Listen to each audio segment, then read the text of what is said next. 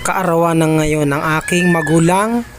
Yan si Ninita Serdon, 72 years old na. Ngayon ay birthday ng aking mahal na magulang. At syempre pinaghandaan natin siya sa edad niyang 72. At kahit maliit na handa lang at mahalaga, nakaraos yung kanyang birthday. Ayan po yung kanyang handa. Syempre, niregaluhan ko siya ng kalahating sakong bigas na dinurado na jasmine. At syempre may mga handa tayo, hindi mawawala yan. Ayan. Yan yung mga handa natin. Syempre kahit paano, sabi nga ay kahit anong mangyari, magulang pa rin natin yan. Balibalik ta rin man natin ang panahon, magulang pa rin natin yan. At syempre, ito naman ay simpleng handa lang sa aking mahal na magulang.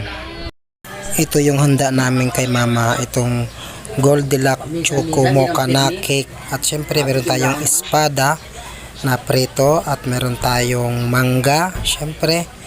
At may alibasag tayong malalaki.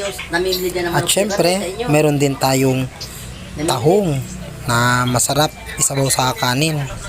Ayan ang simpleng handa. At syempre meron tayong peanut at meron din akong tinapay na gardenia. At syempre hindi mawawala ang ating the best dessert na sinukmami.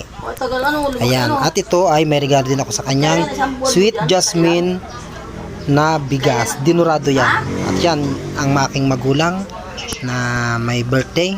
Siyempre kailangan niya i-celebrate ang kanyang edad na 72 years old. Ito na ang mga simple kong handa para kay mama. Kahit paano makaraos ang kanyang birthday na 72 years old. Siyempre, request natin lagi na kailangan maging malakas ang katawan niya habang buhay. Dahil lahat naman tayo ay tatanda pero kailangan maging maingat pa rin tayo sa ating sarili. Maliit na bagay yan pero masaya ang aking magulang sa handa ngayong kaarawan niya. Thank you for watching.